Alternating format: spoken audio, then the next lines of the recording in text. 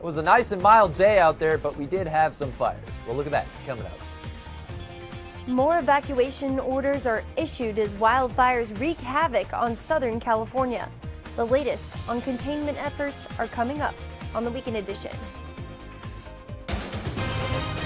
Now, the most watched news in the Panhandle.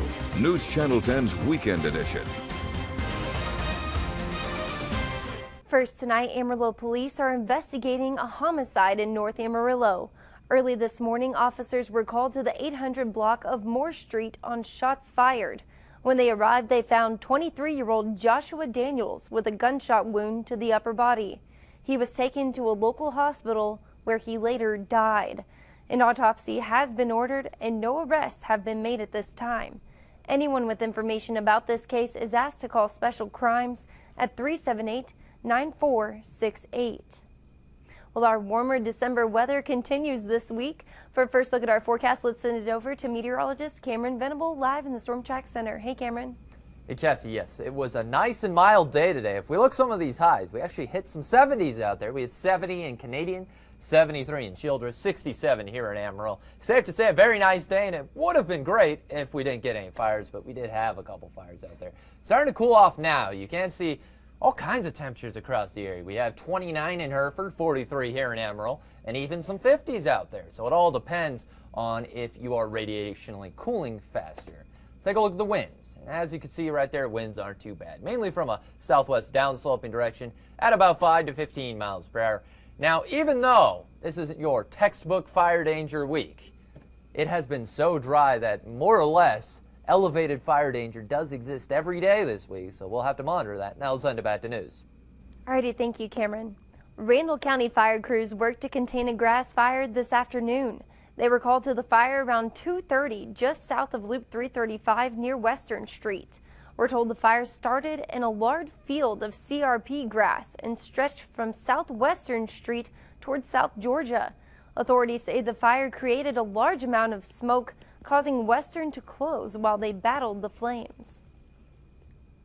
The fire was moving kind of west-northwest and into a field with a very, very good fuel. I mean, the grass was really tall there.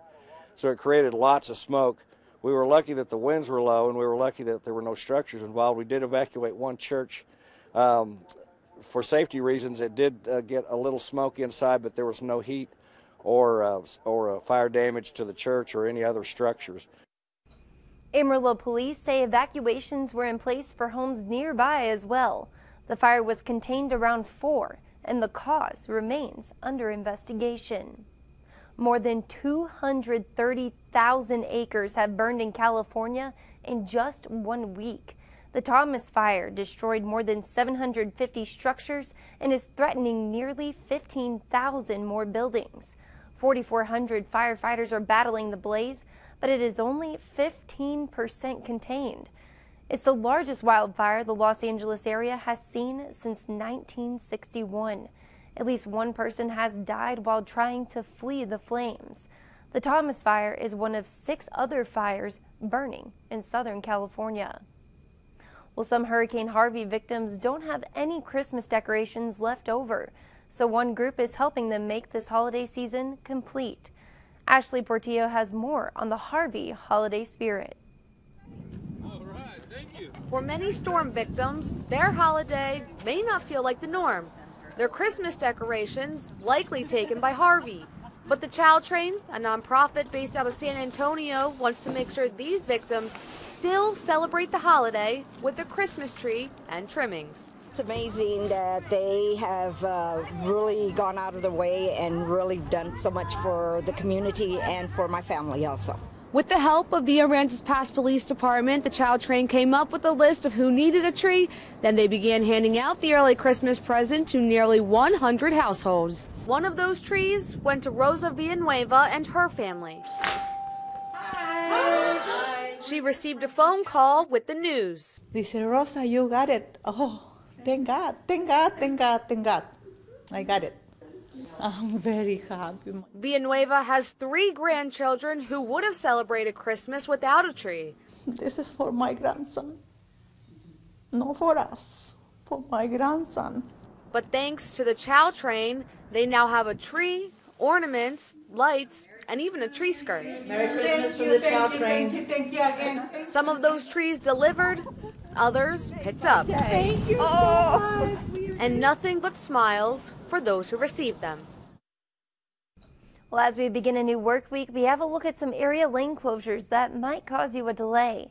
On Loop 335, both east and westbound lanes of traffic will be shifted for patching operations from Osage Street to 34th Avenue. On Washington Road, various lanes will be closed from Loop 335 to 46th Avenue for crack seal operations. And you can expect various lane closures at the downtown interchange for tree and shrub removal as well. Now, to see a full list of lane closures in our area, visit our website at newschannel10.com. A local restaurant is feeding those who need it most this holiday season.